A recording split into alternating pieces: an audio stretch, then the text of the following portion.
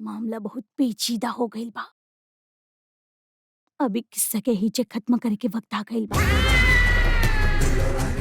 कहीं ऐसा ना होखे कि बाजी उल्टा पड़ जाए और वो गुड़िया तोहरे हाथ आवे से पहले उ लोगन के हाथ आ जाए। ये चाल कामयाब होखे के ही चाहिए, समझ लो। ये हमारा आखिरी उम्मीद बा।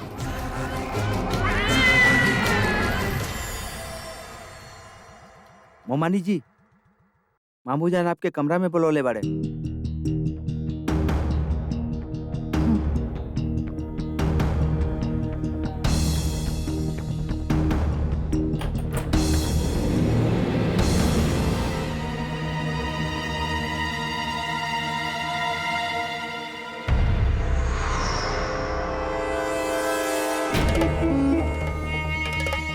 जी, हमके पता बा कि आप हमके काहे बुलेली बानी। हम समझ सकेनी कि आप हमसे नाराज बानी,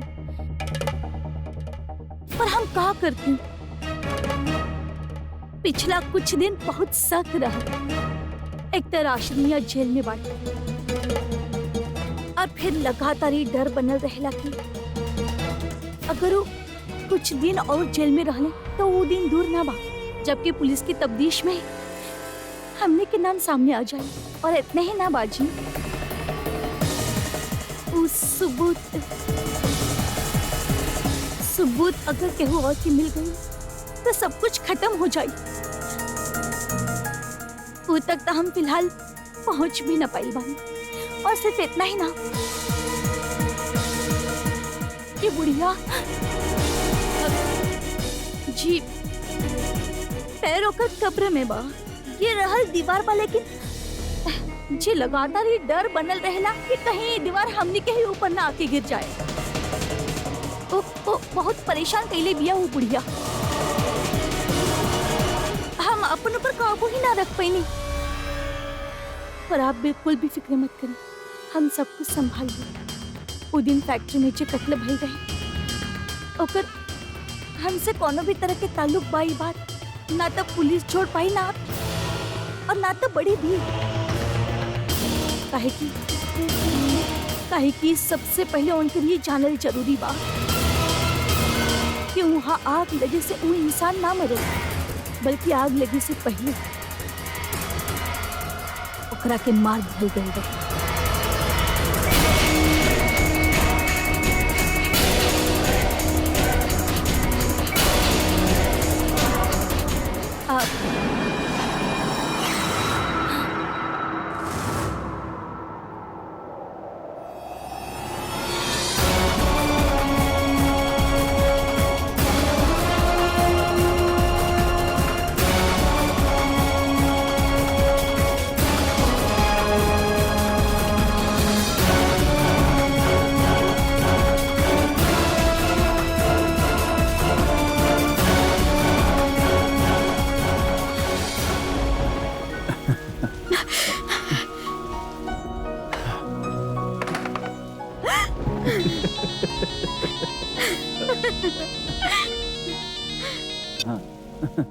हेलो। कौन रामू? रामू। अच्छा का? टायर फिक्स हो गई। फिक्स का? टायर फिक्स हो गई। फिक्स हो गई बा। हाँ ठीक बा।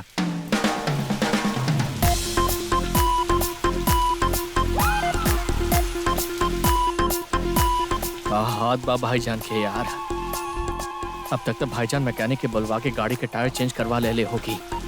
डोंट वरी, अब मिशन बा लॉकअप और पैकअप के।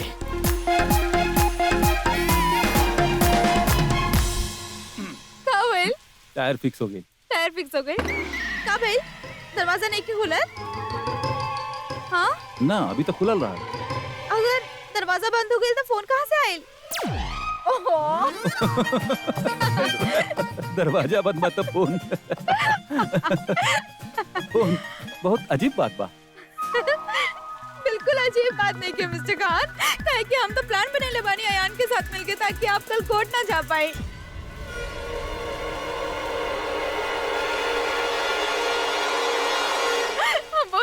बानी ना?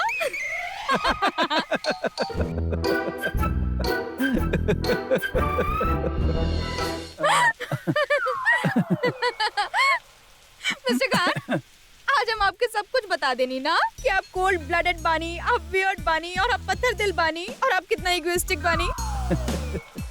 मिस्टर खान, हमने एक दूसरे के सब सच सच क्या है बता देनी। मिस फारूकी, हर क्यों के जवाब ना होला। ऐसा कुछ नहीं के मिस्टर खान, आप हमसे पूछिए, हमरा पास ये दुनिया के हर काहे के जवाब बा। Trust me. तो हमरा बताई, अगर आप इतना बदतमीज बानी तो हमरा आप इतना अच्छा काहे लगता नहीं?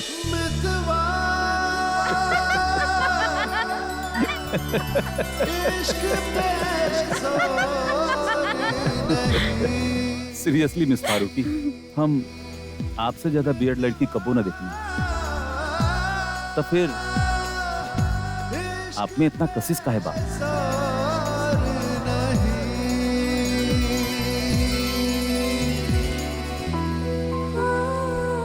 जब आप हमके इतना नापसंद बानी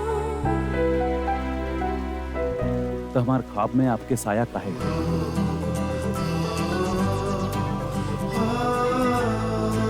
काहे हमार तन्हाई में खलल डाले लू आप? काहे हमार अंधेरा में रोशनी बन के आवे लू?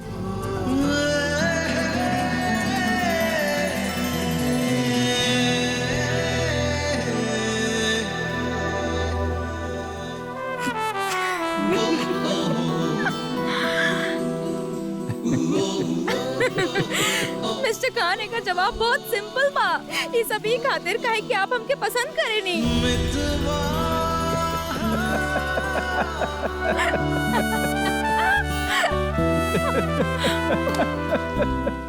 और एक बात बताई, हम भी आपके बहुत पसंद करे नहीं।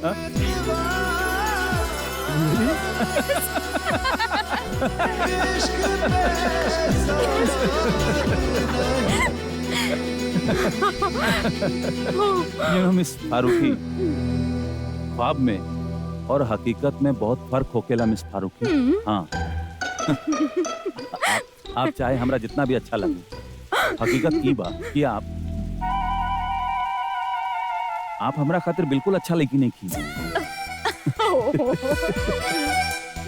हमरा खातिर का आप केहू के भी परफेक्ट वाइफ या परफेक्ट बहू ना बन सकेंगे। सीरियसली, हम अपन जज्बात में बह ना सकेंगे, काहे कि आप हमरे खातिर, हमारी जिंदगी खातिर और हमरे घर खातिर बिल्कुल मिसफिट बाड़ू।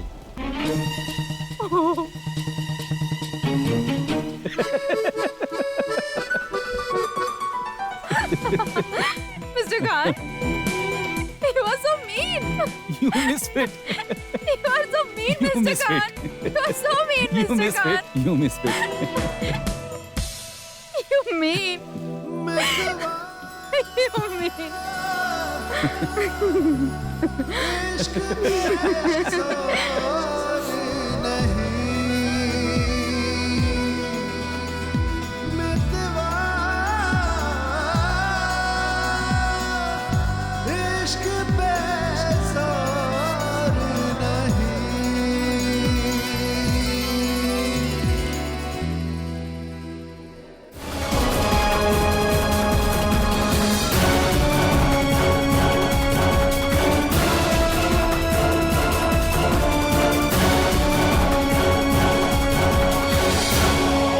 शक तो हमके पहले ही रहे, आज तू यकीन में बदल दे।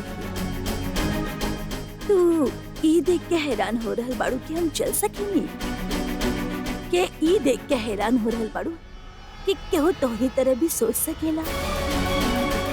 अब का करी न रसिया, जे सारा चाल तो हम तोहसे ही सीखले बानी, अब और कोनो रास्ता तो ना रहल हमरे पास।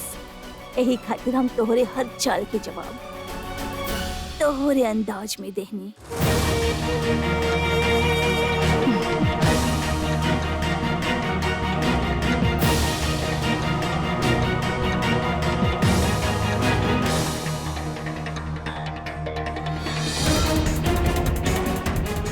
अब खुदा के वास्ते केहू से ई मत कहिया कि हम चल सके, काहे कि ऐसन करे से तोहर बेइज्जती होगी, काहे कि केहू तुम्हारी बात पर यकीन ही ना करी। और वैसे भी पहले भी तू ये कोशिश करके हार चुकल बाड़ू ना।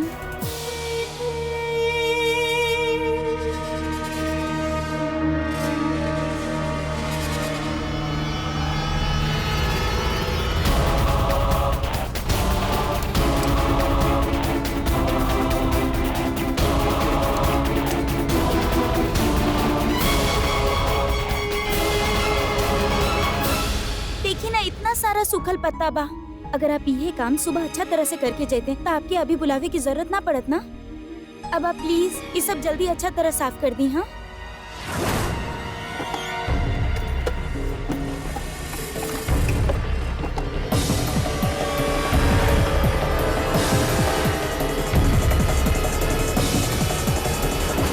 बिल्लू तू ये का कर रहल बाड़ू? सफाई करत रहनी ना। अब अम्मी के खाना दे देलू। बस देवी जा रहल बानी, एकरी बाद जा जल्दी देके आवा।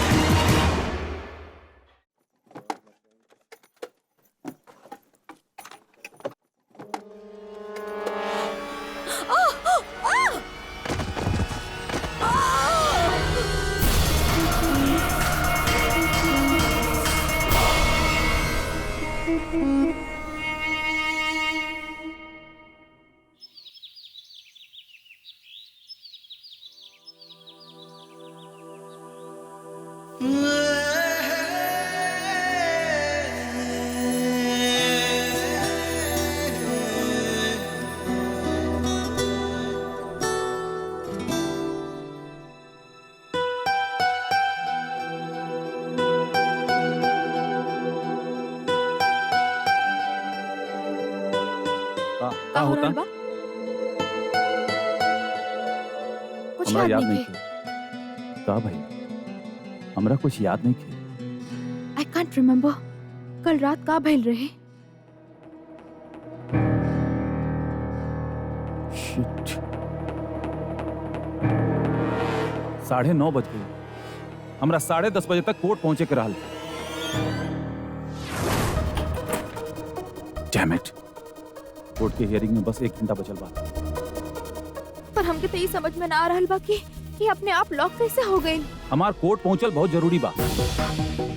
मिस्टर राशिद अहमद खान के ऐसे बच के जाए ना दे सकेंगे। Why do you understand? I understand, Mr. Khan. Why don't you understand? अब आपके पता बा आप टाइम से कोर्ट ना पहुंच सके नी, तो आप ये बात की एक्सेप्ट काहे ना कर लेत बानी? आपके दिमाग खराब हो गइल बा और वैसे भी ये सब आपके वजह से भइल बा। Oh really? तो हम जान सके हम का कहले बानी? पहले तो आप हमरा शहर से इतना दूर लेके आई लो देखिए मिस्टर खान, वो हम आपके ना कहले रहनी, आप खुद वॉलंटियर के लिए रहनी। और आपके आजकल कहीं वक्त मिलल यहाँ आवे के और ऊपर से इतना डिले सब कुछ में चाय पिए के बाद वट ओके, अब आप ये भी कह दी मिस्टर खान कि वो भूत भी हमें बुलौले रहनी, वो बारिश भइल वो भी हम करवैले रहनी, और आपके गाड़ी के टैंक में से पाइप डाल के पेट्रोल पे हमें चुरावले रहनी।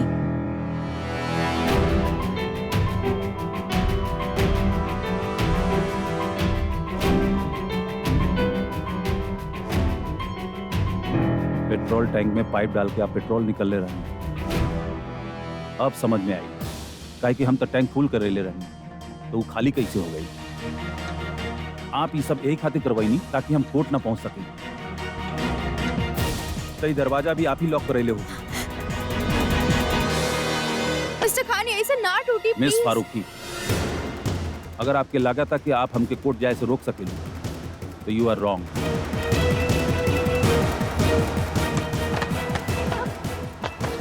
मिस्टर खान,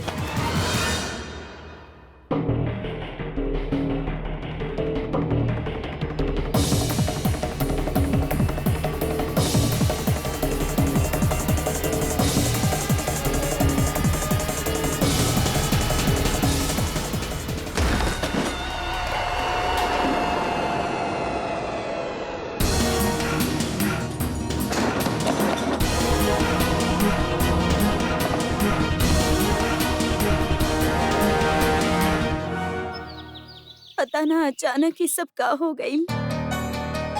अम्मी ऐसे कैसे गिर गई नी। डॉक्टर साहब, आप कल रात ही कहले रही कि 12 घंटा में अम्मी के होश आ जाई, लेकिन अब तक तो होश ना आई। अम्मी ठीक तो हो जाई है ना? अभी कुछ कहल ना जा सकेला। हमके लागत बा कि इनका बहुत गहरा सदमा पहुंचल बा। एक बार ही होश में आ जाएं तो ओकरा बाद ही हम आप लोग के कुछ बता सकेली।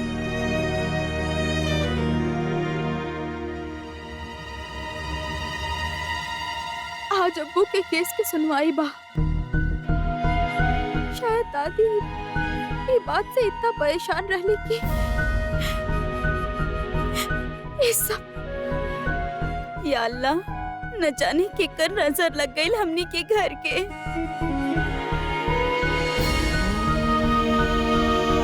अभी 1 घंटा में राशिद के केस की सुनवाई बा और अम्मी के यही हाल बा। हम राशिद की का बताई। कितना सख्त जान पाई बुढ़िया, इतना ऊपर से गिरे के बाद भी बच गई। अगर ये होश में आवे के बाद सब सच बता देलस तो का होगी? मिस्टर खान प्लीज हमारी बात सुनी। मिस्टर खान प्लीज हमारी बात तो सुनी। हम मानत बानी कि हम आपके कोर्ट जैसे रोके की कोशिश कईनी, पर ट्रस्ट में मिस्टर खान ओकर एगो वजह रहे। हम कुछ नहीं के सुनना चाहे। हम आपसे कहले रहनी हमरे फैमिली मैटर में इंटरफेयर मत करी। लेकिन तू अपने आप को बदल ना सकेगी।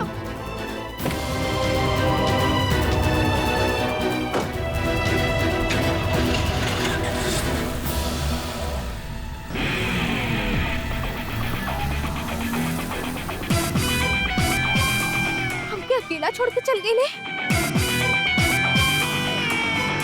ओके, अगर मिस्टर खान के ई लागेला कि हम अकेला ना जा सकेनी तो शायद ही मिस फारूकी के जाने लेना।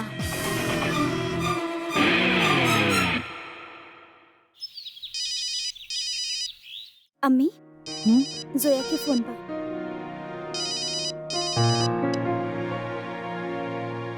हेलो। सलाम वालेकुम फुप्पी। वालेकुम अस्सलाम। फुप्पी आई एम सो सॉरी। हम अपना तरफ से पूरा कोशिश कईनी कि हम मिस्टर खान के कोर्ट जाए से रोक पाई, पर हम रोक ना पाईनी। मिस्टर खान कोर्ट के खाते निकल चुकल बाड़े और हो सकेला कि वो टाइम पे भी पहुंच जाए। कोनो बात नहीं सोया, सब अल्लाह के हाथ में बा। जे होखे के बा वो तो होखी। कम से कम तो कोशिश तो कर लो। अरे लेकिन तू बाड़ू कहाँ सोया? पुप्पी हम यहाँ रास्ता में बानी, बस के वेट कर रहल बानी। आप हमारी फिक्र मत करी, हम आ जाइब। अल्लाह हाफिज।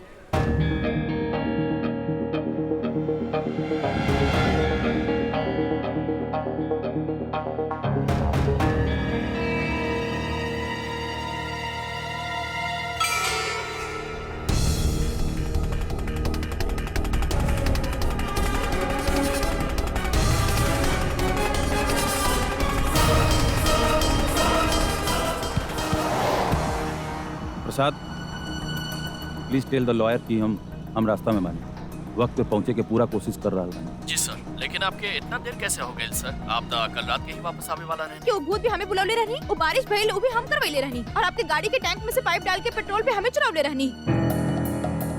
प्रसाद, it's a long story. Please तू लॉयर को बता दी है कि हम जल्दी आ जाए।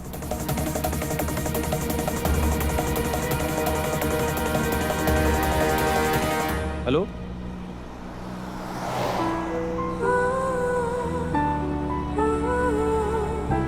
अगर आप इतना बदतमीज बनी तो हमरा आप इतना अच्छा काहे लगत बनी? जब आप हमरा के इतना नापसंद बनी तो हमारे ख्वाब में आपके साया काहे हमार तन्हाई में खलल डाले लू आप? काहे हमारा अंधेरा में रोशनी बन के आ गई? का सच में मिस्टर खान ऐसा कहले रहले?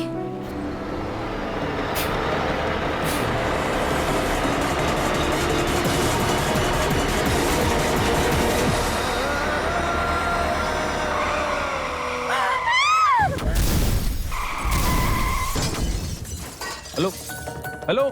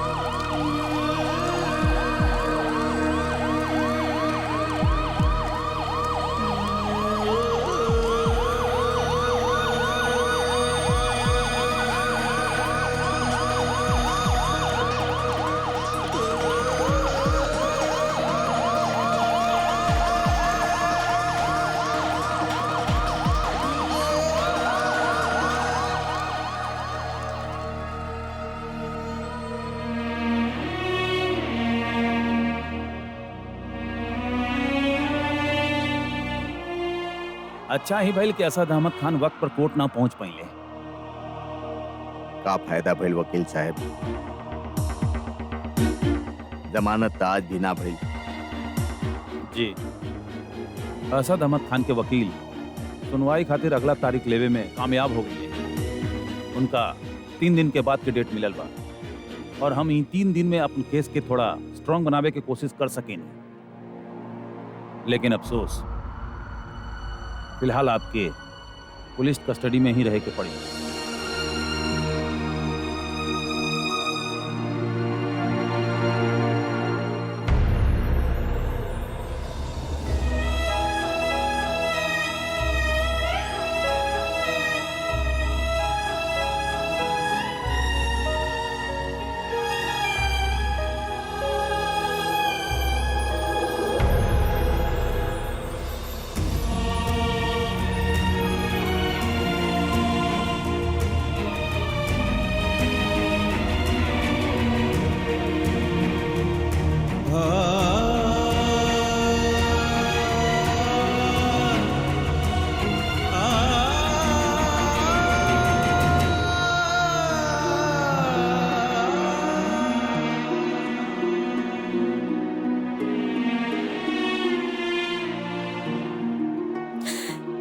राशिद,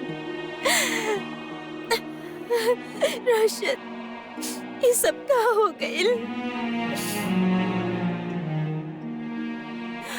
कुछ ना, हम ठीक बानी शरीन।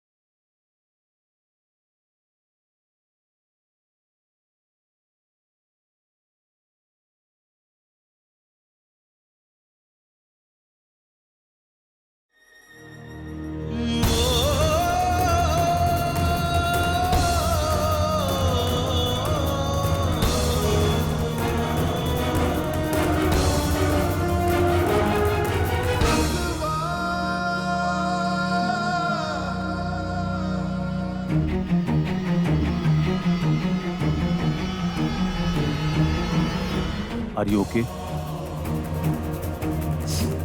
तो हर चिल्लाए की आवाज सुनली फोन पर, बहुत डर गए लड़ने। तोरा कहीं और तो ना लगल? खुदा के शुक्र बा हम बच गए नहीं।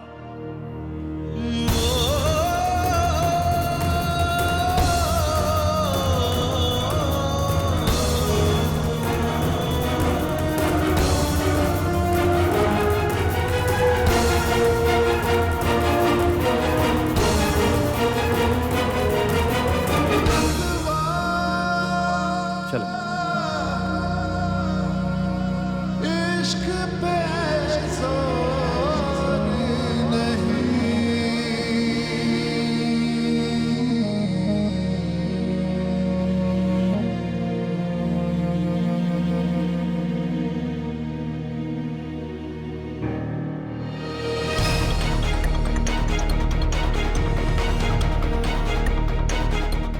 जोया,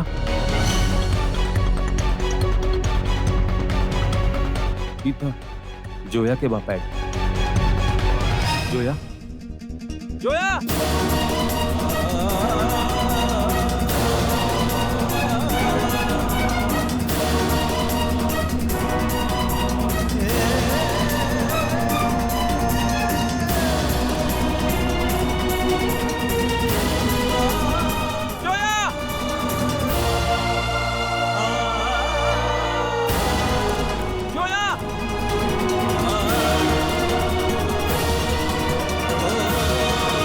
जोया,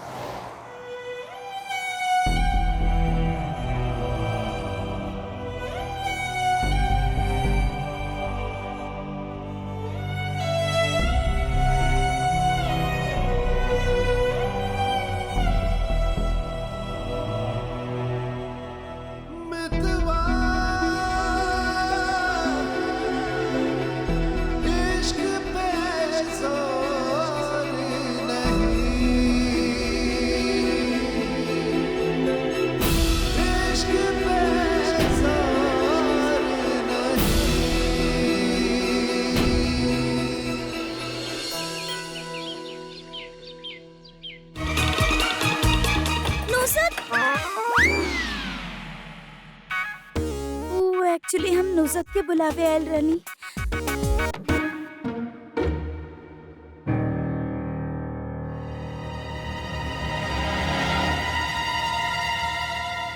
ये आपके का हो गए?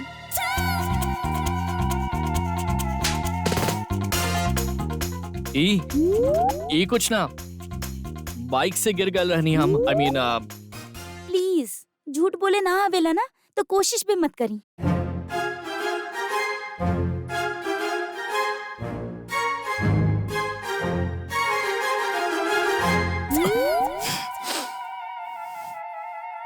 ली ई लगा ली, ठीक हो जाई। हमके एकर जरूरत ना बा, हम ठीक बानी। अरे चली आई बैठी यहाँ पे।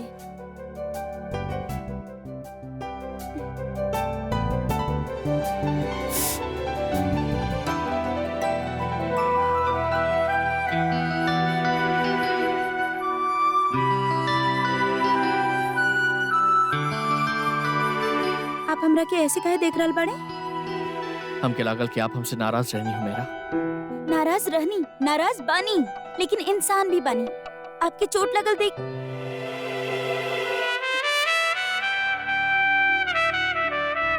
I mean, केहू के चोट लगल देख के मुंह ना मोड़ सकेनी, यही से ई ली खुद कर ली।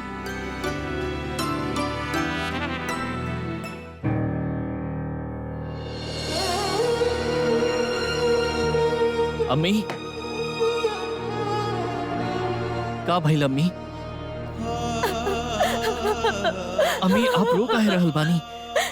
अपन अबू के वहाँ से ले आवा आयान। वो मेरा हम लोग उनका के मार डाली है। हम उनका से मिले गए रहनी और का भइल अम्मी? उनका ऊपर बहुत जुल्म हो रहल बा आयान। उनका के बचाला, उनका के बचाला आयान।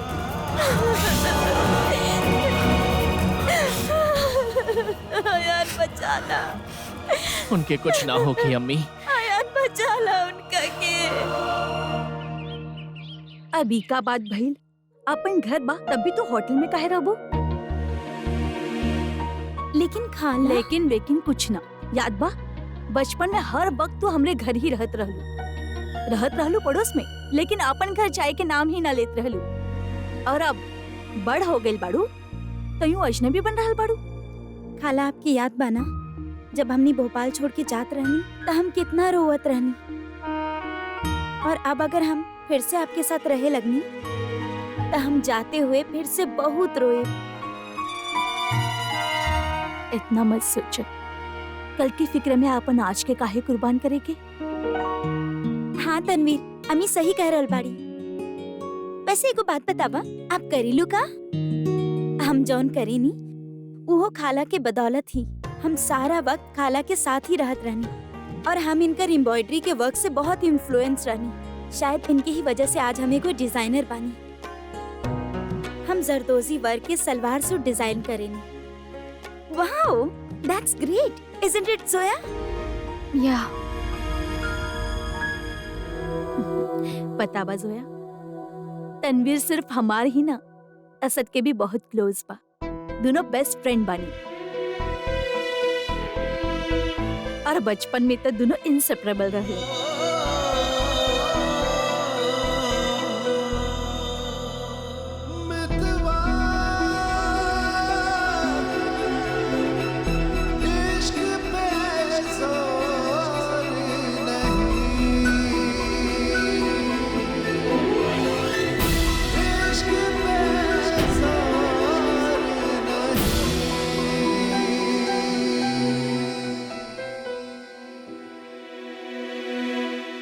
अम्मी, डॉक्टर के फोन आयल रहल। वो पूछत रहने कि आप अपनी दवाई समय पर लेतानी कि ना। अगर ना लेतानी तो आपके समस्या आ सकेला।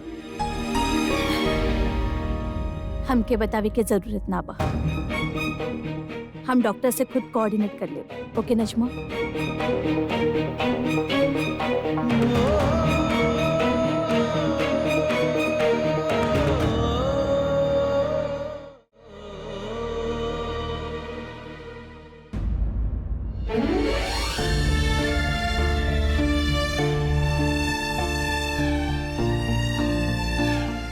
हम डॉक्टर के बुला सकेंगे?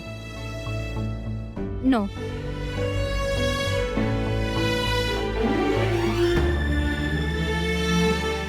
मिस फारूकी, अगर आप एके ठीक तरह से कवर ना करबू तो सेप्टिक हो जाएगी। हम डॉक्टर के बुला देता नहीं, वही ठीक से देखिए।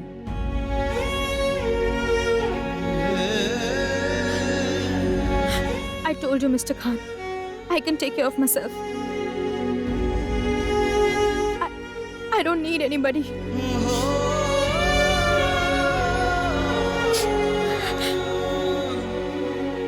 एक्चुअली हमरा पता ना रहे।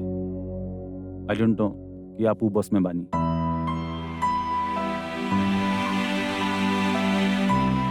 हम आपके आईपैड देखनी और हमरा बहुत दुख होता है।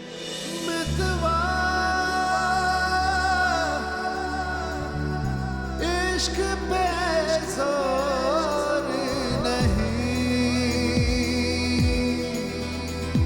मितवा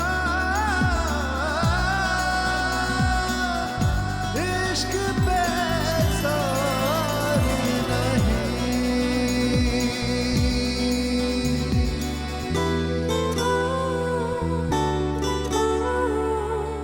Asad,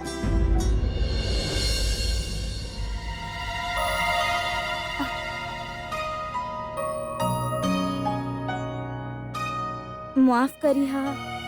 I hope I didn't disturb you. ना, नॉट एट ऑल। हम आपके घर देखत रहनी। बहुत खूबसूरत घर बनौली बानी आप। वैसे भी आपके तामीर के बहुत शौक रहे ना बचपन से ही।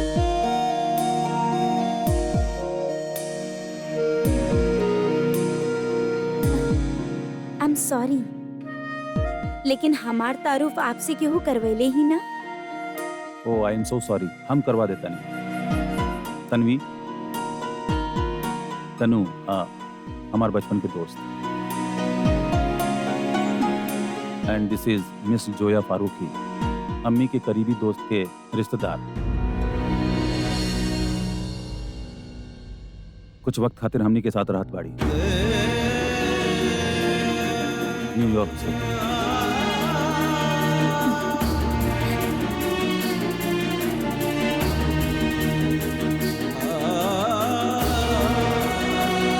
आपसे मिलके बहुत खुशी भई जोया। या सेम हियर, थैंक यू। वैसे को बात बताई, चामी आपके तंग तना करेला ना?